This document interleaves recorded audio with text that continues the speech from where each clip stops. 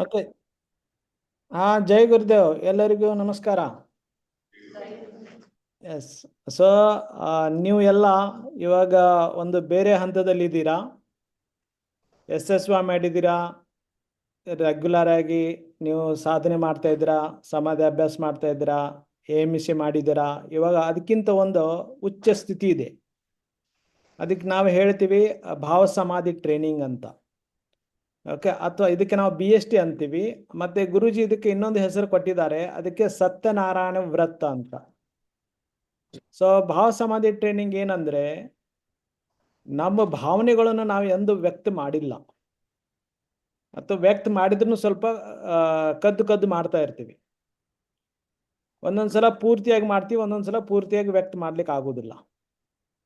So ಹೇಗಂದ್ರೆ, ಚಿಕ್ಕಂದಿನಲ್ಲಿದ್ದಾಗ ಖೂಬ್ ಖುಷಿಯಾಗಿರ್ತಾ ಇದ್ದೀವಿ, ಅಷ್ಟೇ ಚೆನ್ನಾಗಿ ಆಳ್ತಾ ಇದ್ದೀವಿ, ಅಷ್ಟೇ ಚೆನ್ನಾಗಿ ಕೋಪ ಮಾಡ್ತಾ ಇದ್ದೀವಿ, ಅಷ್ಟೇ ಸ್ವಲ್ಪ ನಿರಾಶವಾಗಿರ್ತಾ ಇದ್ದೀವಿ, ಅಷ್ಟೇ ನಾವು ಹಠ ಹಠ ಹಿಡಿತಾ ಇದ್ದೀವಿ. ಸೊ ಇವಾಗ ಅದು ನಿಧಾನವಾಗಿ ದೊಡ್ಡವ್ರು ಆಗ್ತಾ ಆಗ್ತಾ ಇರಬೇಕಾದ್ರೆ ಆ ಎಲ್ಲ ಗುಣಗಳು ಹೋಗ್ಬಿಟ್ಟಿದ್ದಾವೆ.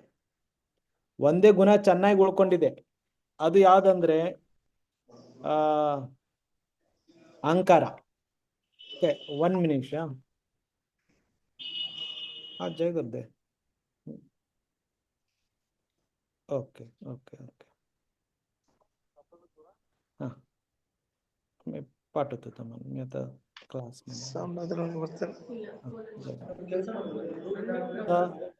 ಜೈ ಗುರುದೇವ್ ಸರ್. ಎಲ್ಲರಿಗೂ ಕೇಳಿಸ್ತಾ ಇದೆಯಾ? ಓಕೆ. ಸೊ ಇದು ಸ್ವಲ್ಪ ಹೈಯರ್ ಸಾಧನೆ ಇದೆ, ಉಚ್ಚ ಸಾಧನೆ ಇದೆ. ಸೊ SSY ನಿಮಗೆ ಆಚಾರ್ಯ ಇದ್ರು, ಅವರು ಹೇಳ್ತಾ ಇದ್ರು, ನೀವು ಕೇಳ್ತಾ ಇದ್ರಿ. ಅಷ್ಟೊತ್ತಿಗಂದ್ರೆ ನಿಮ್ಗೆ ತುಂಬಾ ಚೆನ್ನಾಗಿ ಅನಿಸ್ತಾ ಇತ್ತು. ಒಂದು 3-4 ತಿಂಗಳಾದ ನಂತರ ನಿಧಾನವಾಗಿ ಮತ್ತೆ ನಮ್ಮ ಒರಿಜಿನಲ್ ಟ್ರ್ಯಾಕ್ನಲ್ಲಿ ನಾವು ಬರ್ತಾ ಇದ್ವಿ. ಸಾಧನೆ ಸ್ವಲ್ಪ ಬಿಡ್ತಾ ಇದ್ವಿ. ಯಾವಾಗಾದ್ರೂ ಮೆಡಿಟೇಷನ್ ಮಾಡೋದು, ಯಾವಾಗಾದ್ರೆ ಪ್ರಾಣಾಯಾಮ ಮಾಡೋದು, ಆದ್ರೆ ಯಾವಾಗಾದ್ರೆ ಸ್ವಲ್ಪ ರಾ ಫುಡ್ ತಿನ್ನೋದು, ಸ್ವಲ್ಪ ಒಳ್ಳೆ ವಿಚಾರ ನಿಧಾನವಾಗಿ ಕಡಿಮೆ ಆಗ್ತಾ ಇತ್ತು.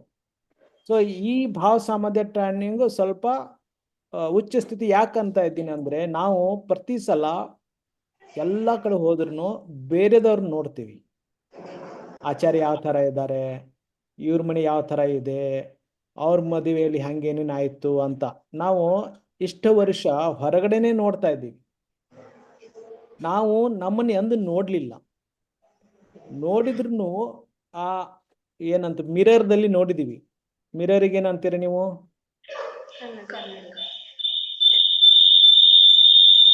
ಮಿರರಿಗೆ ಏನಂತೀರಪ್ಪ? ಕನ್ನಡಿ. ಓಕೆ, ಕನ್ನಡಿಯಲ್ಲಿ ನಾವು ನೋಡ್ತೀವಿ, ಆದ್ರೂ ನೋಡಿ ಖುಷಿ ಪಡುದಿಲ್ಲ, ಸ್ವಲ್ಪ ದುಃಖ ಪಡುತ್ತೀವಿ. ಅಲ್ಲ, ಏನೋ ಕೂದಲೆಲ್ಲ ಬೆಳಗಾಗ್ತಾ ಇದೆ, ನಾನು ಅವ್ರ ತರ ಕಾಣಿಸ್ತಾ ಇಲ್ಲ, ಇವ್ರ ತರ ನಾನು ಕಾಣಿಸ್ತಾ ಇಲ್ಲ ಅಂತ. ಇವನ್ ನಮ್ಮ ಶರೀರ ನಮಗ್ ನೋಡ್ಲಿಕ್ಕೂ ಖುಷಿ ಇಲ್ಲ. ಓಕೆ, ಆದ್ರೆ ಈ ಸಾಧನೆ ಏನಿದೆ ಅಂದ್ರೆ, ನಾವು ಹೇಗಿದ್ದೀವಿ ಅನ್ನೋದು ತಿಳ್ಕೊಳ್ಳೋದಿದೆ. ಓಕೆ, ಹೇಗೆ ತಿಳ್ಕೊಳ್ಬಹುದು? ಕನ್ನಡಿ ನೋಡಿ ತಿಳ್ಕೊಳಕ್ ಬರೋಲ್ಲ, ಯಾಕಂದ್ರೆ ಭಯ ಅಷ್ಟೇ ತೋರಿಸ್ತದೆ. ನೀವು ಆಂತರಿಕವಾಗಿ ಹೇಗಿದ್ದೀರಾ ಅನ್ನೋದು ಇದು ಗೊತ್ತಾಗೋದಿಲ್ಲ. ಸೊ ಇದು ಗೊತ್ತು ಮಾಡೋ ಪ್ರೊಸೆಸ್ನೇ ಇದು ಸಾಧನೆ ಇದೆ. ಸೊ ಎಲ್ಲ ಮಹಾನ್ ವ್ಯಕ್ತಿ ಯಾಕಾದ್ರು? ಕಾರಣ ಇಷ್ಟೇ, ಅವರು ತಮ್ಮ ಜೀವನದಲ್ಲಿ ಸ್ವಂತ ನೋಡ್ಲಿಕ್ಕೆ ಸ್ಟಾರ್ಟ್ ಮಾಡಿದ್ರು. ಅಬ್ಸರ್ವೇಷನ್ ಯುವರ್ ಸೆಲ್ಫ್ ಅಂತ ಹೇಳ್ತಾರೆ. ತನ್ನಷ್ಟೇ ತಾನೇ ನೋಡ್ಲಿಕ್ಕೆ ಸ್ಟಾರ್ಟ್ ಮಾಡಿದ್ರು. ಓಕೆ, ಸೊ ಇವಾಗ SSY ಸ್ವಲ್ಪ ನಾವು ತಿಳ್ಕೊಂಡಿದ್ವಿ. ಎಲ್ಲ ನಿಯಮಗಳು ಯಾರ ನಿಯಮ? ಆವಾಜ್ ಬರ್ಲಿಲ್ಲ.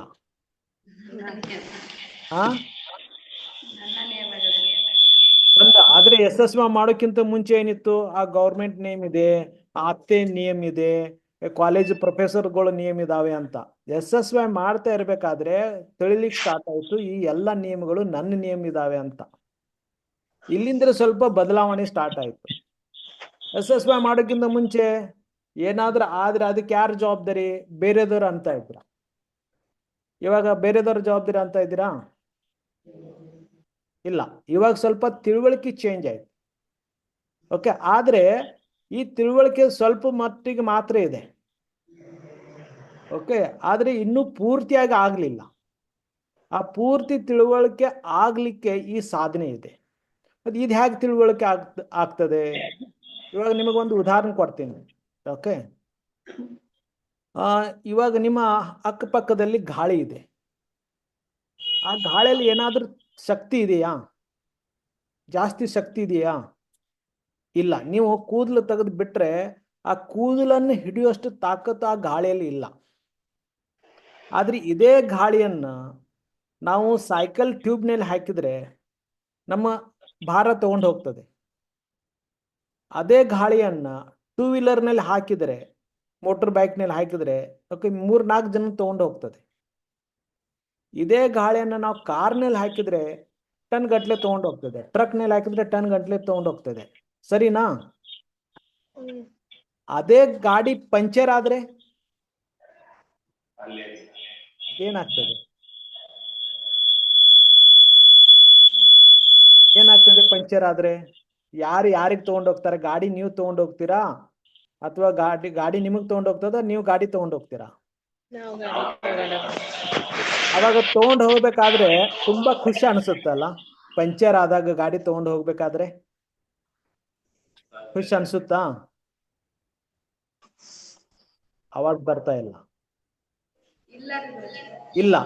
ಓಕೆ, ನಿಮ್ಗೆ ಕಷ್ಟ ಅನಿಸ್ಲಿಕ್ಕೆ ಸ್ಟಾರ್ಟ್ ಆಗ್ತದೆ. ಮೊದಲು ಹುಡುಕ್ಲಿಕ್ಕೆ ಸ್ಟಾರ್ಟ್ ಮಾಡ್ತೀರಾ. ಯಾರಿಗೆ ಹುಡುಕ್ತೀರಾ? ಈ ಪಂಚರ್ ತೆಗೆಯೋನು ಎಲ್ಲಿದ್ದಾರಪ್ಪ ಅಂತ ಹುಡುಕ್ಲಿಕ್ಕೆ ಸ್ಟಾರ್ಟ್ ಮಾಡ್ತೀವಿ. ಓಕೆ, ಅಲ್ಲಿ ಹೋದ ನಂತರ ಅವ್ನು ಹೇಳ್ತಾನೆ, ಸರ್ ನಿಮ್ದು ಗಾಡಿ ಪಂಚರ್ ಆಗಿದೆ, ಇದನ್ನೆಲ್ಲ ರಿಪೇರ್ ಮಾಡ್ಬೇಕಾದ್ರೆ ಇಷ್ಟೆಲ್ಲ ಖರ್ಚಾಗ್ತದೆ ಅಂತ ಹೇಳ್ತಾನೆ. ನೀವೇನಂತೀರಾ? ಎಸ್ ಸರ್ ಅಂತೀರಾ. ಆಮೇಲೆ ಏನ್ ಮಾಡ್ತೀರಾ? ಅವನು ಮೊದಲು ಟೈರ್ದಲ್ಲಿ ತೆಗೆದು ಟ್ಯೂಬ್ ತೆಗಿತಾನೆ, ಹವಾ ತುಂಬ್ತಾನೆ, ಚೆಕ್ ಮಾಡ್ಲಿಕ್ಕೆ ಸ್ಟಾರ್ಟ್ ಮಾಡ್ತಾನೆ. ಎಲ್ಲಿ ಚೆಕ್ ಮಾಡ್ತಾನೆ? ನೀರಿನಲ್ಲಿ ಹಾಕಿ. ನೀರಿನಲ್ಲಿ ಹಾಕಿ ಚೆಕ್ ಮಾಡ್ತಿರ್ಬೇಕಾದ್ರೆ ಒಂದು ಪಂಚರ್ ಕಾಣಿಸ್ತದೆ, ಬಬಲ್ಸ್. 2ನೇ ಪಂಚರ್ ಕಾಣಿಸ್ತದೆ. ಆಮೇಲೆ ನೋಡ್ತಾನೆ, ಸರ್ 2 ಪಂಚರ್ ಆಗಿದಾವೆ, ಏನ್ ಮಾಡ್ಬೇಕು ಅಂತ. ಅವನು ಹೇಳ್ತಾನೆ, ಇಲ್ಲಪ್ಪ ರಿಪೇರಿ ಮಾಡುವಂತ. ಯಾಕಂದ್ರೆ ನಿಮ್ ಜೀವನದಲ್ಲಿ ಇವಾಗ ಕಷ್ಟ ಆಗಿದ್ದು ಗೊತ್ತಾಯ್ತು. ಓಕೆ, ಪಂಚರ್ ಆಗೋಕ್ಕಿಂತ ಮುಂಚೆ ಹಯಾಗಿ ಹೋಗ್ತಾ ಇದ್ರಿ, ಖುಷಿಯಾಗಿ ಹೋಗ್ತಾ ಇದ್ರಿ. ಓಕೆ, ಆದ್ರೆ ಪಂಚರ್ ಆದ್ರೆ ಅದನ್ನ ತಳ್ಕೊಂಡು ಹೋಗ್ತಾ ಇದ್ದೀರಾ. ಆಮೇಲೆ ಏನೋ ಬೆವರುನು ಬರ್ತಾ ಇದೆ. ಆಮೇಲೆ ಆ ಕಡೆ ಈ ಕಡೆ ಪಕ್ಕದನ್ನ ನೋಡ್ಕೊಂಡು ಸ್ವಲ್ಪ ನಗ್ಲಿಕ್ಕೆ ಚಾಲು ಮಾಡಿದ್ರೆ ಹೆಂಗ ಅನ್ಸುತ್ತೆ? ಅಪಮಾನ ಅನಿಸ್ಲಿಕ್ಕೆ ಸ್ಟಾರ್ಟ್ ಆಗ್ತದೆ. ಹಾಳಾದ ಹ್ಯಾಂಗೆ ಏನ್ ಪಂಚರ್ ಆಯ್ತು ಅಂತ. ಸೊ ಒಂದು ತರ ಮಾನಸಿಕ ವೇದನೆ ಆಗ್ಲಿಕ್ಕೆ ಸ್ಟಾರ್ಟ್ ಆಗ್ತದೆ. ಓಕೆ, ಆದ್ರೆ ಇವಾಗ ಅವನು ರಿಪೇರಿ ಮಾಡಿದ ನಂತರ, ಪಂಚರ್ ತೆಗೆದ ನಂತರ ಇನ್ನೊಂದ್ಸಲ ಚೆಕ್ ಮಾಡ್ತಾನೆ, ಕನ್ಫರ್ಮ್ ಮಾಡ್ತಾನೆ. ಆಮೇಲೆ ಅವಾಗ ಟೈರ್ದಲ್ಲಿ ಹಾಕ್ತಾನೆ. ಅವಾಗ ನಿಮ್ಮ ಜೀವನದ ಎಲ್ಲ ಕಷ್ಟ ಏನಾಯ್ತು? ಮೋಟರ್ ಸೈಕಲ್ ತಗೊಂಡು ಹೋಗ್ಬೇಕಾದ್ರೆ ಕಷ್ಟ ಆಗುತ್ತಾ? ಇಲ್ಲ. ಆದ್ರೆ ಇದು ಹೊರಗಿಂದ ನಮಗೆ ಪಂಚರ್ ಆದದ್ದು ಕಾಣಿಸ್ತದೆ. ಆದ್ರೆ ನಮ್ಮ ಜೀವನದಲ್ಲಿ ಎಲ್ಲಾ ಕಡೆ ಪಂಚರ್ ಆಗಿದ್ದು ಕಾಣಿಸ್ತಾ ಇಲ್ಲ. ಅದು ನೋಡಿದ್ದೀರಾ? ನಿಮ್ಮ ಜೀವನದಲ್ಲಿ ಪಂಚರ್ ಆಗೋದು ನೋಡಿದ್ರೇನು? ಇಲ್ಲ. ಯಾಕಂದ್ರೆ ಇದು ನಮ್ಮ ಒಳಗಡೆ ಆಗ್ತಕ್ಕಂಥ ಪಂಚರ್ಗಳನ್ನ ನಾವು ನೋಡೇ ಇಲ್ಲ. ಎಲ್ಲ ಗಮನ ಯಾವ ಕಡೆಗಿದೆ? ಹೊರಗಡೆ ಇದೆ. ಹೊರಗಡೆ ಇರೋದ್ರಿಂದ ನಮಗೇನು ಅನಿಸುತ್ತೆ? ನಮ್ಮ ಜೀವನದಲ್ಲಿ ಯಾಕೆ ಇಷ್ಟು ಕಷ್ಟ ಇದೆಯಪ್ಪ? ದೇವರದ್ದು ಏನೋ ಕೋಪ ಆಗಿದೆ ನಮ್ಮೆಗೆ, ಅಥವಾ ಯಾರಾದರೂ ನಮ್ಮ ಮನೆಗೆ ಏನು ದೃಷ್ಟಿ ಹಾಕಿದ್ದಾರೆ. ಓಕೆ, ಯಾರಾದರೂ ಮಾಟಿಕೆ ಮಾಡಿದ್ದಾರೆ, ಅದಕ್ಕೆ ಇದನ್ನ ಇಷ್ಟೆಲ್ಲ ತೊಂದರೆ ಆಗ್ತಾ ಇದೆ ಅಂತ ನಾವು ತಿಳ್ಕೊಳ್ಳಿಕ್ಕೆ ಸ್ಟಾರ್ಟ್ ಮಾಡ್ತೀವಿ. ಓಕೆ, ಸೊ ಇದಕ್ಕೆ ಒಂದು ಸಿಂಪಲ್ ಉದಾಹರಣೆ ಇದೆ. ಓಕೆ, ಸೊ ಸಿಂಪಲ್ ಉದಾಹರಣೆ ಅಂದ್ರೆ, ನಾವು ನಮ್ಮ ಜೀವನದಲ್ಲಿ ಎಲ್ಲಿ ಪಂಚರ್ ಆಗಿದ್ದೀವಿ ಅಂದ್ರೆ ನಮ್ಮ ಪಂಚೇಂದ್ರಿಯಿಂದ ನಾವು ಪಂಚರ್ ಆಗಿದ್ದೀವಿ. ಪಂಚೇಂದ್ರಿಯ ಯಾವ್ದ್ಯಾವ್ದು ಇದೆ? ಕಣ್ಣಿದೆ, ಮೂಗಿದೆ, ನಾಲಿಗೆ ಇದೆ, ಕಿವಿ ಇದೆ, ಸ್ಕಿನ್ ಅಂತ ಹೇಳ್ತಾರೆ, ಚರ್ಮ ಇದೆ. ಈ ಪಂಚೇಂದ್ರಿಯದಿಂದ ನಮ್ದು ಎಲ್ಲ ಜೀವನ ಪಂಚರ್ ಆಗಿದೆ. ಅದು ಎಷ್ಟು ಪಂಚರ್ ಆಗಿದೆ ಅಂತ ನನಗೆಲ್ಲ ಗೊತ್ತು? ಅದು ನಿಮಗೆ ಗೊತ್ತಲ್ಲ? ಓಕೆ, ನಮ್ಮದು ಪಂಚ ಇಂದ್ರಿಯದಿಂದ ಜಾಸ್ತಿ. ಪ್ರಾಣಿಗಳಲ್ಲಿ ಒಂದೊಂದು ಇಂದ್ರಿಯಗಳು ವೀಕ್ ಇದಾವೆ. ಜಸ್ಟ್ ಲೈಕ್ ಮೀನ, ಅದು ಬರೇ ಬಾಯ್ ಹಿಂಗೆ ಮಾಡ್ತಾ ಇರ್ತದೆ. ಓಕೆ, ಅಂದ್ರೆ ಏನು? ತಿನ್ನೋದು. ಅದು ಹೇಳ್ತಾ ಇರ್ತದೆ, ಯಾವುದು, ಎರೆಹುಳ, ಅರೇ ತಿನ್ಬೇಡ, ನನಗೆ ತಿಂದರೆ ನಿನ್ನ ಮೇಲ್ಗಡೆ ಕೂತ್ಕೊಂಡಿದ್ದಾನೆ ತಿನ್ನವನು. ಓಕೆ, ಆದ್ರೂ ಅದು ಕೇಳೋದಿಲ್ಲ. ಮೀನು ಅದು ಎರೆಹುಳ ತಿಂತದೆ, ಅದು ಸಿಕ್ಕಾಕೊಳ್ತದೆ, ಆಮೇಲೆ ಅದು ಜೀವನ ಬಿಡ್ತದೆ. ಅದೇ ಥರ ಕೀಟ, ಓಕೆ, ಅದು ಲೈಟಿಗೆ ಮುಂಚೆ ದೀಪ ಹಚ್ಚುತ್ತಿದ್ರು ನೋಡಿ, ಆ ದೀಪಿಗೆ ಹೋಗಿ ತಗಲಿದ್ರೆ ಅದರದ್ದು ಪಂಕ್ ಎಲ್ಲ ಸುಡ್ತದೆ, ಸಾಯ್ತದೆ. ಅಷ್ಟು ಗೊತ್ತಿದ್ರೂ ಹೋಗಿ ಹೊಡಿತದೆ, ಆಮೇಲೆ ಸಾಯ್ತದೆ. ಅದ್ರದ್ದು ವೀಕ್ ಪಾಯಿಂಟ್ ಏನಿದೆ? ಕಣ್ಣಿದೆ, ಪ್ರಕಾಶ. ಅದೇ ಥರ ಜಿಂಕೆ, ಅದೊಂದು ಮ್ಯೂಸಿಕ್ದಿಂದ ಪ್ರಾಬ್ಲಮ್ ಆಗ್ತದೆ, ಸಂಗೀತ ಇರೋದ್ರಿಂದ ಅದಕ್ಕೆ ಸಿಕ್ಕಾಕೊಳ್ತದೆ. ಹೀಗೆ ಪ್ರತಿ ಒಂದೊಂದು ಪ್ರಾಣಿಗಳಲ್ಲಿ ಒಂದೊಂದು ಇಂದ್ರಿಯದ ವೀಕ್ನೆಸ್ ಇದೆ. ಆದರೆ ಮನುಷ್ಯನ ಪ್ರಾಣಿ ಏನಿದೆ ಅಲ್ಲ, ಇವನಲ್ಲಿ ಪಂಚ ಇಂದ್ರಿಯದಿಂದ ವೀಕ್ ಇದ್ದಾವೆ. ಅಂದ್ರೆ ಪ್ರಾಣಿಗಿಂತ 5 ಟೈಮ್ಸ್ ಡೇಂಜರ್ದಲ್ಲಿ ಇದ್ದಾನೆ. ಅದು ಬರೀ ಪಂಚೇಂದ್ರಿಯ ಅಲ್ಲ, ಅದಕ್ಕಿಂತ ವೆರಿ ಇಂಪಾರ್ಟೆಂಟ್ ಯಾವುದಿದೆ? ಮನೇಂದ್ರಿಯ ಅಂತ ಹೇಳ್ತಾರೆ. ಮನಸ್ಸಲ್ಲಿ ಉತ್ಪನ್ನ ಆಗ್ತಕ್ಕಂತಹ ಕಾಮ, ಕ್ರೋಧ, ಲೋಭ, ಅದು ಷಡ್ರೂಪ ಅಂತ ಹೇಳ್ತೀವ, ಅದು ಎಲ್ಲ ಇದರಿಂದ ನಮ್ಮ ಜೀವನ ಪಂಚರ್ ಆಗ್ತಾ ಇರ್ತದೆ. ಆದ್ರೆ ಇದು ನೋಡೇ ಇಲ್ಲ. ಇದು ಹೇಗೆ ನೋಡೋದು? ಇದಕ್ಕೊಂದು ಸಿಂಪಲ್ ಮೆಥಡ್ ಇದೆ, ಅದು ಗುರುಜಿ ನಮಗೆ ಹೇಳ್ಕೊಟ್ಟಿದ್ದಾರೆ. ಏನಿದೆ ಅಂದ್ರೆ, ನಮ್ಮ ಜೀವನದಲ್ಲಿ ಏನೇನು ಆಗಿತ್ತೋ ಅದನ್ನೆಲ್ಲ ಬರೀಲಿಕ್ಕೆ ಸ್ಟಾರ್ಟ್ ಮಾಡಿ. ಏನೇನು ಬರೆಯೋದು? ನಿಮಗೆ ಚಿಕ್ಕಂದಿನದಿಂದ ಹಿಡಿದು ಇಲ್ಲಿವರೆಗೆ ತನಕ ಏನೇನು ನಿಮಗೆ ಜೀವನದಲ್ಲಿ ಆಗಿದೆ, ಒಳ್ಳೇದಾಗಿದ್ದಿರ್ಬೋದು, ಕೆಟ್ಟದ್ದಾಗಿದ್ದಿರ್ಬೋದು, ನಿಮಗೆ ಏನೋ ಪ್ರೈಸ್ ಸಿಕ್ಕಿದ್ದಿರ್ಬೋದು, ನಿಮಗೆ ಏನೋ ಊರಲ್ಲಿ ಹಾರ ಹಾಕಿ ಮೆರವಣಿಗೆ ತೆಗೆದಿದ್ದಿರ್ಬೋದು. ಓಕೆ, ಏನೇನು ನಿಮ್ಮ ಜೀವನದಲ್ಲಿ ಸುಖ, ದುಃಖ, ಆನಂದ, ಉತ್ಸಾಹ, ಡಿಪ್ರೆಷನ್ ಅಂತ ಹೇಳ್ತಾರೆ, ನಿರಾಶೆ ಆದದ್ದು ಘಟನೆಗಳು ಇರ್ಬೋದು, ತುಡುಗು ಮಾಡಿದ್ದು ಇರ್ಬೋದು, ಪ್ರೀತಿ ಪ್ರಸಂಗಗಳು ಇರ್ಬೋದು, ಮದುವೆ ಆದಂಥ ಘಟನೆಗಳು ಇರ್ಬೋದು, ಮಕ್ಕಳು ಹುಟ್ಟಿದಂತ ಆದಂಥ ಪ್ರಸಂಗಗಳು ಇರ್ಬೋದು. ಇದನ್ನೆಲ್ಲ ನಿಮಗೆ ಬರೆಯೋದಿದೆ. ಅರ್ಥ ಆಯ್ತಾ? ತನ್ನನ್ನು ತಾನೇ ನೋಡುವಂಥದ್ದು, ನೋಡ್ಕೊಳ್ಳೋದು ಅಂತದ್ದು ಒಂದೇ ಮೆಥಡ್.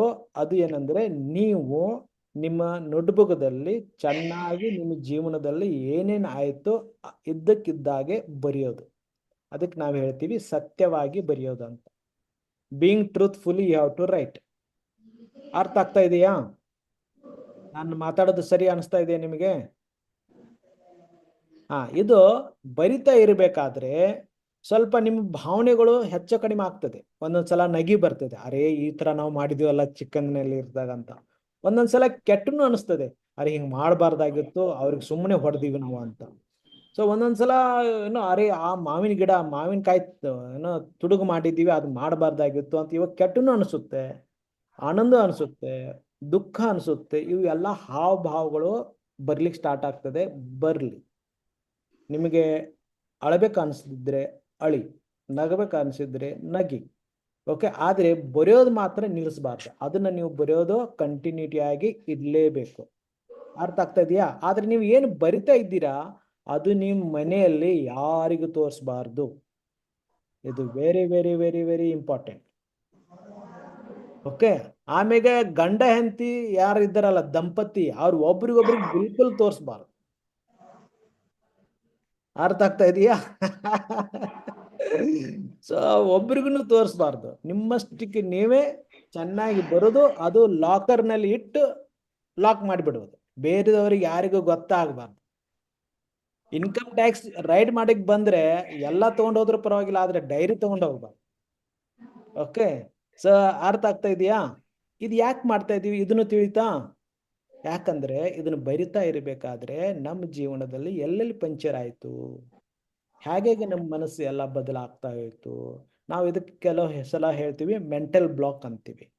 ಮೆಂಟಲ್ ಬ್ಲಾಕ್ ಅಂದ್ರೆ ನಮ್ಮ ಜೀವನದಲ್ಲಿ ಏನೋ ನೀವು ಭಾಷಣ ಮಾಡ್ತಾ ಇರ್ಬೇಕಾದ್ರೆ ಯಾರಾದ್ರೂ ನಕ್ರು, ಆ ನಕ್ಕದನ್ನ ಮನಸ್ಸಿನಲ್ಲಿ ಇಟ್ಕೊಂಡು ನೀವು ಮುಂದೆ ಭಾಷಣ ಮಾಡೋದನ್ನ ಬಿಟ್ಬಿಟ್ರಿ, that is called mental block. ಅಥವಾ ನಿಮಗೆ ಏನಾದರೂ ಒಂದು ಕಾರ್ಯ ಮಾಡ್ಬೇಕು ಅನಿಸ್ತಾ ಇತ್ತು, ಮಾಡ್ತಾ ಇರಬೇಕಾದ್ರೆ ಅಪಯಶ ಆಯ್ತು, ಅದಕ್ಕೆ ಒಂದು 10 ಜನ ನಿಮಗೆ ಏನಾದರೂ ಏನೋ ಚಿತ್ರಹಿಂಸೆ ಕೊಟ್ಟರು. ಆ ಚಿತ್ರಹಿಂಸೆ ಮನಸ್ಸಿನಲ್ಲಿ ಹಿಡ್ಕೊಂಡು ಇನ್ನೂ ನಾವು ಜೀವನ ಮಾಡ್ತಾ ಇದ್ದೀವಿ, ಅದನ್ನೇ ಹಿಡ್ಕೊಂಡು ಅದೇ ಅಳ್ಕೋತ್ ಕುತ್ಕೊಂಡಿದ್ದೀವಿ. ಅದನ್ನ ಬರೆದ ನಂತರ ಇದೆಲ್ಲ ಕ್ಲೀನ್ ಆಗ್ಲಿಕ್ಕೆ ಸ್ಟಾರ್ಟ್ ಮಾಡ್ತದೆ. ಇದಕ್ಕೆ ನಾವು ಹೇಳ್ತೀವಿ ಚಿತ್ತ ಶುದ್ಧಿ ಅಂತ ಹೇಳ್ತೀವಿ. ಅಂದ್ರೆ ನಮ್ಮ ಮನಸ್ಸಿನಲ್ಲಿ ಏನೇನು ಇದೆಯೋ, ಸುಖ ಆಯ್ತು, ದುಃಖ ಆಯ್ತು, ಅಪಮಾನ ಆಯ್ತು, ಏನೋ ಧರ್ಮವಾಗಿರ್ಬೋದು, ಅಧರ್ಮವಾಗಿರ್ಬೋದು, ಸತ್ಯವಾಗಿರ್ಬೋದು, ಅಸತ್ಯವಾಗಿರ್ಬೋದು, ನೈತಿಕವಾಗಿರ್ಬೋದು, ಅನೈತಿಕವಾಗಿರ್ಬೋದು, ಇಂಥ ಆದದ್ದೆಲ್ಲ ಘಟನೆಗಳನ್ನ ಸರಿಯಾಗಿ ಬರಿತಾ ಹೋಗ್ಬೇಕು. ಆದ್ರೆ ಬರಿಬೇಕಾದ್ರೆ ಸೀಕ್ವೆನ್ಸ್ದಲ್ಲಿ ಕ್ರಮವಾಗಿ ಬರಿಬೇಕಂತ ಏನಿಲ್ಲ, ಹೆಚ್ಚು ಕಡಿಮೆ ಆಗ್ಬೋದು. ಅಂದ್ರೆ ನೀವು 5th ಸ್ಟ್ಯಾಂಡರ್ಡ್ನಲ್ಲಿ ಆದಂಥ ಘಟನೆ ನೀವು ಬರಿತಾ ಇರಬೇಕಾದ್ರೆ ಸಡನ್ಲಿ ನಿಮಗೆ 10ನೇದಕ್ಕೆ ಇದ್ದದ್ದು ಘಟನೆ 10th ಸ್ಟ್ಯಾಂಡರ್ಡಲ್ಲಿ ಇದ್ದದ ಪ್ರಸಂಗ ನಿಮಗೆ ನೆನಪು ಬಂತಂತ ಅದು ಬರೀರಿ. ಆಮೇಲೆ ನಿಮಗೆ ಫಸ್ಟ್ ಸ್ಟ್ಯಾಂಡರ್ಡ್ ನೆನಪಾಗ್ಬೋದು. ಫಸ್ಟ್ ಸ್ಟ್ಯಾಂಡರ್ಡ್ನಲ್ಲಿ ಇದ್ದಾಗ ಓಕೆ ನಿಮ್ಮದು ಸುಂಬಳ ಅದನ್ನೆಲ್ಲ ಯಾರೋ ಈ ಥರ ಡಬ್ಬಿಯಲ್ಲಿ ಹಾಕಿದ್ದು ಅದು ಇದು ಆ ಘಟನೆ ಇರ್ಬೋದು. ಓಕೆ, ಅದನ್ನು ಬರೀರಿ. ಸೊ ಇದಕ್ಕೆ ಮಹತ್ವಪೂರ್ಣ ಏನಿದೆ ಅಂದರೆ ಸೀಕ್ವೆನ್ಸ್ ಅವಶ್ಯಕತೆ ಇಲ್ಲ, ಆದರೆ ನಿಮ್ಮ ಮನಸ್ಸಿನಲ್ಲಿ ಇದ್ದದ್ದೆಲ್ಲ ಹೊರಗಡೆ ಬರಬೇಕು. ಅದು ಹಿಂದಿದಲ್ಲಿ ಒಂದು ಡೈಲಾಗ್ ಇದೆ, ಲಿಖ್ತೆ ಲಿಖ್ತೆ, ಯಾರಿಗಾದ್ರೂ ಗೊತ್ತಿದೆಯಾ ಡೈಲಾಗು? ಲಿಖ್ತೆ ಲಿಖ್ತೆ ಏನು ಗೊತ್ತಿದೆಯಾ? ಲಿಖ್ತೆ ಲಿಖ್ತೆ ಪ್ಯಾರ್ ಹೋ ಜಾಯ್ ಅಂತ ಕೇಳಿದ್ರಾ? रोटोमेट पेन ಇದೆ, लिखते लिखते प्यार हो जाए. प्यार किसके साथ हो जाए? ಏನೋ ಬರಿತಾ ಬರಿತಾ ಪ್ರೀತಿ ಆಗಬೇಕು ಅಂತ ಹೇಳ್ತಾರೆ. ಓಕೆ, ಪ್ರೀತಿ ಯಾರ ಜೊತೆಗೆ ಆಗಬೇಕು? ಆವಾಜ್ನೇ ಬರ್ತಾ ಇಲ್ಲ. ಸ್ವಂತ ಜೊತೆಗೆ. ನಾವು ಇಷ್ಟು ವರ್ಷ ಪ್ರೀತಿ ಯಾರಿಗೆ ಮಾಡಿದೀವಿ? ಬೇರೆದವ್ರಿಗೆ ಮಾಡ್ಕೋತ ಕೂತ್ಕೊಂಡಿದೀವಿ. ನಮ್ಮನ್ನ ನಾವೇ ಎಂದೂ ಆಗಿ 100% ಆಗಿ ಪ್ರೀತಿ ಮಾಡಲೇ ಇಲ್ಲ. ನಮ್ಮ ಶರೀರಕ್ಕೆ ಪ್ರೀತಿ ಮಾಡಲಿಲ್ಲ, ನಮ್ಮ ವಿಚಾರಕ್ಕೆ ಪ್ರೀತಿ ಮಾಡಲಿಲ್ಲ, ನಮ್ಮ ಭಾವನೆಗೆ ಪ್ರೀತಿ ಮಾಡಲಿಲ್ಲ. ಓಕೆ, ಈ ಪ್ರೋಗ್ರಾಮ್ ಮಾಡ್ತಾ ಇದ್ರಾಗ ನೀವು ನಿಮ್ಮಷ್ಟಕ್ಕೆ ಪ್ರೀತಿ ಮಾಡ್ಲಿಕ್ಕೆ ಸ್ಟಾರ್ಟ್ ಮಾಡ್ತೀರಾ. You start loving yourself first. ಯಾಕೆ ನೋಡಿ, ಕಮಲದ ಹೂವು ಅದಕ್ಕೆ ಪರಿಮಳ ಇದೆ. ಯಾಕೆ? ಅದ್ರ ಒಳಗಡೆ ಇರೋದ್ರಿಂದ ಹೊರಗಡೆ ಪರಿಮಳ ಬರ್ತಾ ಇದೆ. ನಮ್ದು ಆ ಒಳಗಡೆ ಪ್ರೀತಿನೇ ಇಲ್ಲ. ಹೊರಗಡೆ ಎಲ್ಲ ನಾಟಕ ತೋರಿಸ್ತಾ ಇದ್ವಿ ಆರ್ಟಿಫಿಷಿಯಲ್ ಆಗಿ. ಆದರೆ ಯಾವಾಗ ಇದು ಬರೀಲಿಕ್ಕೆ ಸ್ಟಾರ್ಟ್ ಮಾಡ್ತೀರಾ, ನಿಜವಾಗಿ ನಿಮ್ಮ ಕಡೆಯಿಂದ ಪ್ರೇಮ ಉತ್ಪನ್ನ ಆಗ್ಲಿಕ್ಕೆ ಸ್ಟಾರ್ಟ್ ಆಗ್ತದೆ. ಬರೀ ಪ್ರೀತಿ ಅಲ್ಲ, ನಿಮ್ಮಲ್ಲಿ ಇರ್ತಕ್ಕಂಥ ಎಲ್ಲ ಶಕ್ತಿಗಳು ಉತ್ಪನ್ನ ಆಗ್ಲಿಕ್ಕೆ ಸ್ಟಾರ್ಟ್ ಆಗ್ತದೆ. ಓಕೆ, ಅದಕ್ಕೆ ನಾವು ಹೇಳ್ತೀವಿ ಅತೇಂದ್ರಿಯ ಶಕ್ತಿ ಆಯಿತು, ಇಚ್ಛಾಶಕ್ತಿ ಆಯಿತು, ಕ್ರಿಯಾಶಕ್ತಿ ಆಯಿತು, ದೈವಿಕ ಶಕ್ತಿ ಆಯಿತು, ಎಲ್ಲ ಶಕ್ತಿಗಳು ಬರ್ಲಿಕ್ಕೆ ಸ್ಟಾರ್ಟ್ ಆಗ್ತದೆ.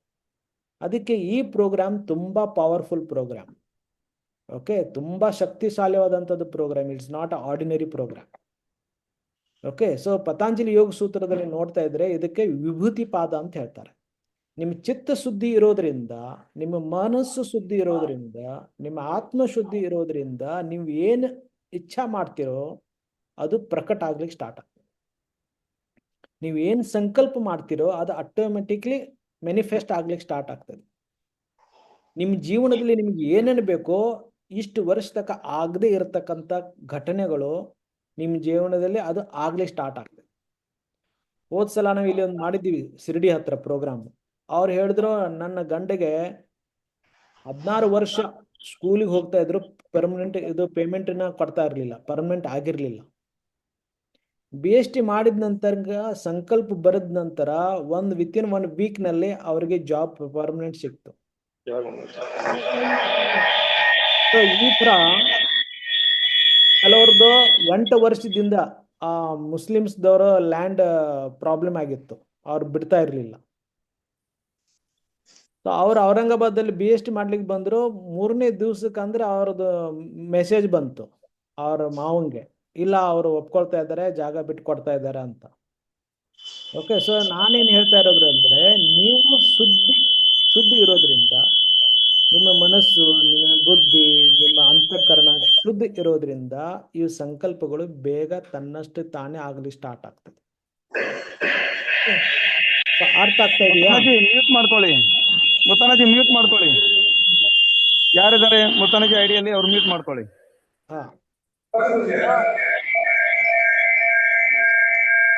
ಅಲ್ಲಿ ಡಬಲ್ ಯೂಸ್ ಮಾಡ್ತಾ ಇದ್ರಿ, 2 ಅದಕ್ಕೆ ಇದು ಬರ್ತಾ ಇದೆ ಬ್ಯಾಂಡ್ ವಿಡ್ತ್. ಸ್ವಲ್ಪ ದೂರ ಇರಿ ಅಂದ್ರೆ ಎಕೋ ಬರಲ್ಲ. ಇದು ನಿಮ್ಮ ನಂಬರ್ ಅಲ್ಲಿ ಯಾರಿದ್ದಾರೆ ನೋಡಿ, ಅದು ಮ್ಯೂಟ್ ಮಾಡ್ಕೊಳ್ಳಿ.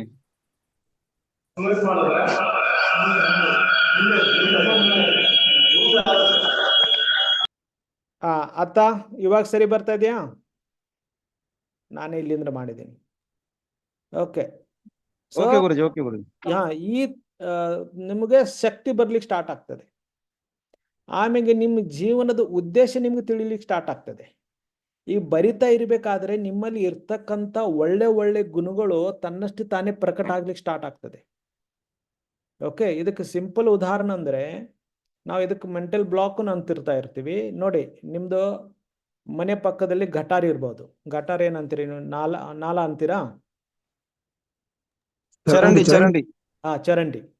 ಆ ಚರಂಡಿಯಲ್ಲಿ ನೀರು ಹೋಗ್ತಾ ಇರ್ತದೆ. ಆದ್ರೆ ಒಂದು ಕಲ್ಲು ಬಿದ್ದಿದ್ರಿಂದ ಅಥವಾ ಏನಾದ್ರೂ ಒಂದು ಕಸ ಅಲ್ಲಿ ಬಿದ್ದಿದ್ರಿಂದ ಆ ನೀರು ಅಲ್ಲಿ ನಿಂತ್ಕೊಳ್ತದೆ.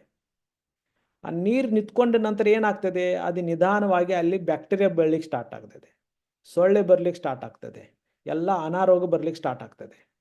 ಅರ್ಥ ಆಯ್ತಾ? ಸೊ ಅದೇ ನಾವು ಕಲ್ಲು ತೆಗೆದ್ರೆ ಎಲ್ಲ ಹೊಲಸು ಏನಾಗಿ ಹೋಗ್ತದೆ? ಕ್ಲೀನ್ ಆಗಿಬಿಡ್ತದೆ. ಆಮೇಲೆ ಶುದ್ಧ ನೀರನ್ನು ನಮಗೆ ಇಲ್ಲಿ ಟ್ರಾನ್ಸ್ಪರೆನ್ಸಿ ಕಾಣಿಸ್ಲಿಕ್ಕೆ ಸ್ಟಾರ್ಟ್ ಆಗ್ತದೆ. ಆ ಚರಂಡಿಯಲ್ಲಿ ಬಿದ್ದಂಥ ರೊಕ್ಕ ಆಯಿತು, ಏನು ನಾಣ್ಯ ಆಯಿತು, ಚಮ್ಮಚ ಆಯಿತು, ಚಾಕು ಆಯಿತು, ಇದೆಲ್ಲ ಸಿಗ್ಲಿಕ್ಕೆ ಸ್ಟಾರ್ಟ್ ಆಗ್ತದೆ. ಅದೇ ಥರ ನಮ್ಮ ಮನಸ್ಸಿನಲ್ಲಿ ನಾವು ಏನಾದರೂ ಒಂದು ಬ್ಲಾಕ್ ಇಟ್ಕೊಂಡಿದ್ದೀವಿ, ಮೆಂಟಲ್ ಬ್ಲಾಕ್. ಓಕೆ, ನಮ್ಮ ಅಂತಃಕರಣದಲ್ಲಿ ಏನಾದರೂ ಒಂದು ಮನಸ್ಸಿನಲ್ಲಿ, ಹೃದಯದಲ್ಲಿ ಏನಾದರೂ ಒಂದು ಬ್ಲಾಕ್ ಇಟ್ಕೊಂಡಿದ್ದೀವಿ. ಒಂದು ವ್ಯಕ್ತಿ ಪ್ರತಿ ಆಯಿತು ಅಥವಾ ಒಂದು ಘಟನೆ ಪ್ರತಿ ಆಯಿತು, ಜೀವನದಲ್ಲಿ ಆದಂಥ ಅಪಯಶದ ಪ್ರತಿ ಆಯಿತು. ಈ ಬ್ಲಾಕ್ ಇರೋದ್ರಿಂದ ನಮ್ಮಲ್ಲಿ ಇರ್ತಕ್ಕಂಥ ಶಕ್ತಿಗಳು ಪ್ರಕಟ ಆಗ್ತಾನೆ ಇಲ್ಲ. ಓಕೆ, ಸೊ ಈ ಬ್ಲಾಕ್ ಎಲ್ಲ ನೀವು ಬರಿತಾ ಬರಿತಾ ಬರಿತಾ ಹೋದಂಗೆ ಎಲ್ಲ ಕ್ಲೀನ್ ಆಗ್ಲಿಕ್ಕೆ ಸ್ಟಾರ್ಟ್ ಆಗ್ತದೆ. ಸೊ ಇದು 95% ಇಲ್ಲಿ ನೀವು ವರ್ಕ್ ಮಾಡ್ತೀರಾ. ಎಲ್ಲಿ? ನಿಮ್ಮ ಮನೇಲಿ ಇದ್ಕೊಂಡನೆ. ಆಮೇಗೇನು 5-10% ಇದೆಯಲ್ಲ, ಫೈನಲ್ ಟಚ್ ಅಂತ ಹೇಳ್ತೀವಿ, ಅದು ಪ್ರೋಗ್ರಾಮ್ದಲ್ಲಿ ಮಾಡ್ತೀವಿ. ಆದರೆ ನೀವು ಬರೆದಿದ್ದು ನೋಟ್ಬುಕ್ ನಾವು ನೋಡೋದಿಲ್ಲ. ಓಕೆ, ನಿಮ್ಗೆ ಅನಿಸುತ್ತೆ ಅರೆ ಇಷ್ಟೆಲ್ಲ ಬರೆದ ನಂತರ ಇದು ಏನು ಮಾಡೋದು, ಗುರುಗಳು ನೋಡ್ತಾರ ಅಂತ. ನಾವೇನು ನೋಡೋದಿಲ್ಲ. ಓಕೆ, ಆದರೆ ನೀವು ನಿಮ್ಮಷ್ಟಿಗೆ ನೀವು ಪ್ರಾಮಾಣಿಕವಾಗಿ ಇರಬೇಕು. ಸತ್ಯವಾಗಿ ಏನಿದೆಯೋ ಅದು ಇದ್ದಕ್ಕಿದ್ದಂಗೆ ಬರೆಯೋದು ಅಷ್ಟೇ. ಆದರೆ ಒಂದು ನಾನು ಹೇಳಿದ್ದೀನಿ, ಗಂಡ ಹೆಂಡತಿಗೆ ಒಬ್ರಿಗೂ ತೋರಿಸೋದಿಲ್ಲ, ಯಾರಿಗೂ ತೋರಿಸೋದಿಲ್ಲ. ಯಾಕಂದರೆ ಅದು ನಿಮ್ಮದು ಮಿರರ್ ಇದೆ, ನಿಮ್ಮದು ಕನ್ನಡಿ ಇದೆ. ಆ ಕನ್ನಡಿಯಲ್ಲಿ ತುಂಬ ಪರಿವರ್ತನೆ ಆಗ್ಲಿಕ್ಕೆ ಸ್ಟಾರ್ಟ್ ಆಗ್ತದೆ. ಓಕೆ, ಅದು ನಿಮಗೆ ರಿಫ್ಲೆಕ್ಟ್ ಮಾಡ್ಲಿಕ್ಕೆ ಸ್ಟಾರ್ಟ್ ಆಗ್ತದೆ. ಅರ್ಥ ಆಯ್ತಾ? ಇವಾಗ ಸತ್ಯನಾರಾಯಣ ವ್ರತ ಅಂದರೆ ಏನು? ನಾವು ಸತ್ಯದಲ್ಲಿ ಇದ್ಕೊಂಡು ದೈವತ್ವವನ್ನು ಕಾಣೋದು. ಇವಾಗ ಯಾರು ನಮಗೆ ದೈವತ್ವ ಅಥವಾ ಬೇರೆದವ್ರ ಇದನ್ನು ಕಾಣೋದೇ ಇಲ್ಲ. ಇವನು ಯಾಕಪ್ಪ ಹಿಂಗೆ ಮಾಡ್ತಾ ಇದ್ದಾನೆ? ನಮ್ಮ ಮನಸ್ಸಿನಲ್ಲಿ ನೂರಾರು ಶಂಕಗಳು ಇರ್ತವೆ. ಓಕೆ, ಸೊ ಅವೆಲ್ಲ ಆಟೋಮೆಟಿಕ್ಲಿ ಹೋಗ್ಲಿಕ್ಕೆ ಸ್ಟಾರ್ಟ್ ಆಗ್ತದೆ.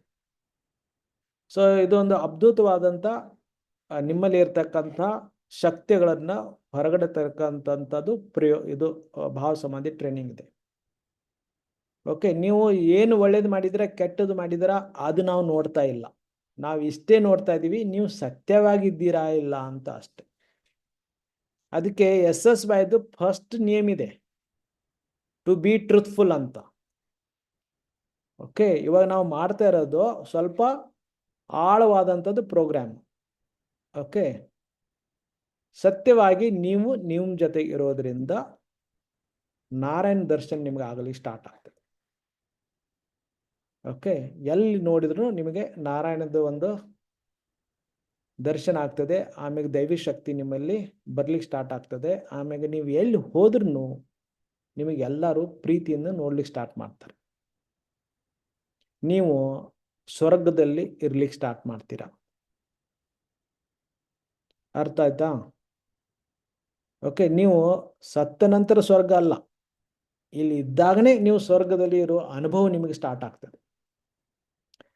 ನೀವು ಕೇಳಿದಿರಾ ಕಲಿಯುಗ ಆದ ನಂತರ ಯಾವ ಯುಗ ಸ್ಟಾರ್ಟ್ ಆಗ್ತದೆ?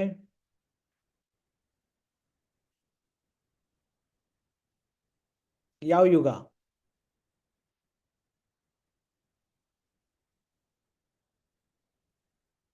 ಮೈಕ್ ಆನ್ ಮಾಡಿ ಮಾತಾಡಿಬೇಕಾದ್ರೆ.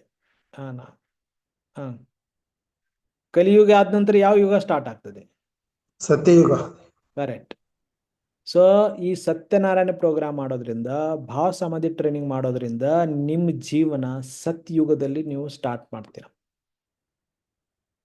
ಓಕೆ, ಇಲ್ಲಿ ಇದ್ದಾಗನೇ ನೀವು ಎಲ್ಲ ಅನುಭವ ಮಾಡ್ಲಿಕ್ಕೆ ಸ್ಟಾರ್ಟ್ ಮಾಡ್ತೀರಾ. ಓಕೆ, ಸೊ ಈ ತುಂಬಾ ಜನರಿಗೆ ಸ್ವಲ್ಪ ಸಂಶಯ, ಏನು ಈ ಪ್ರೋಗ್ರಾಮ್ ಮಾಡಿದಂದ್ರೆ ಎಲ್ಲಾದ್ರೂ ಸನ್ಯಾಸಿ ಆಗಿಬಿಡ್ತಾನ ಅಂತ. ಏನಿಲ್ಲ. ಕೆಲವರು ಮನೆಯವರು ಸ್ವಲ್ಪ ಹೆದರ್ಕೊಳ್ತಾರೆ, ಯಾರ ಪಾಪ ಆಲ್ರೆಡಿ SSY ಮಾಡಿದ್ದು, ಇವಾಗ AMC ಮಾಡಿದ್ದು, ಏನು ಭಾವ ಸಮಾಧಿ ಟ್ರೈನಿಂಗ್ ಹೋದ್ರೆ ಏನು ಹಿಮಾಲಯಕ್ಕೆ ಹೋಗಿಬಿಡ್ತಾನೋ ಏನೋ ಅಂತ, ಅಥವಾ ಇವಾಗ ಕುಂಭಮೇಳ ನಡೀತಾ ಇದೆ, ಓಕೆ, ಅಲ್ಲಿ ಹರಿದ್ವಾರ ಇಲಾಹಾಬಾದಕ್ಕೆ ಹೋಗ್ಬಿಡ್ತಾರೋ ಏನಂತ ಹೆದರ್ಕೊಳ್ಳೋದು ಏನು ಅವಶ್ಯಕತೆ ಇಲ್ಲ.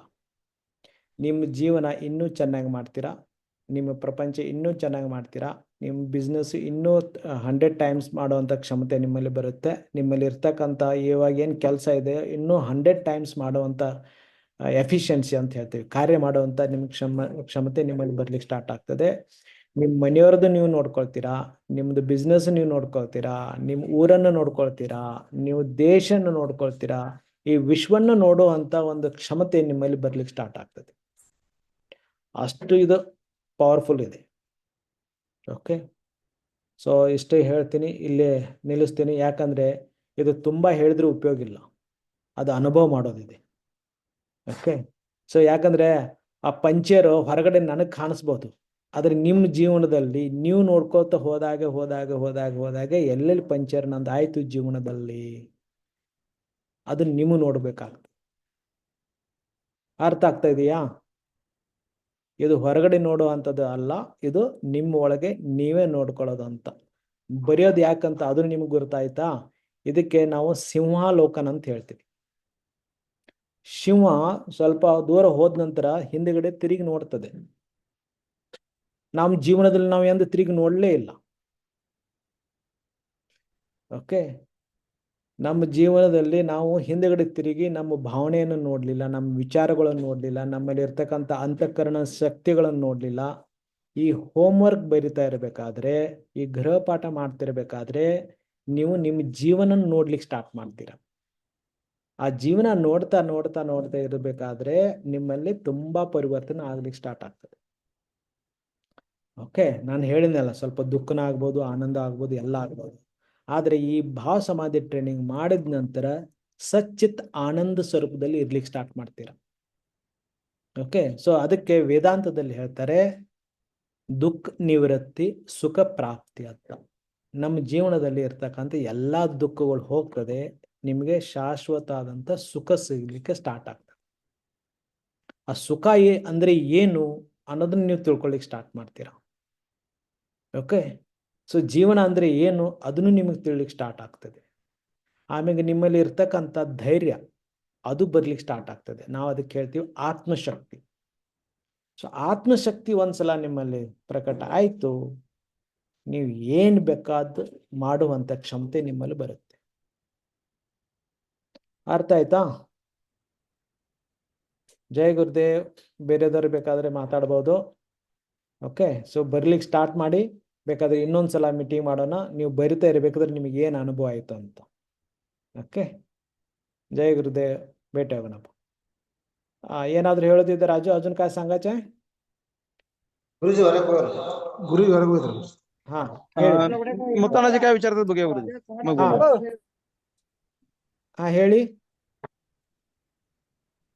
ಗುರುಜಿ ಹೊರಗೆ ಹೋದ್ರು. ಮುತ್ತಣ್ಣ ಗುರುಜಿ ಹೊರಗೆ ಹೋದ್ರು.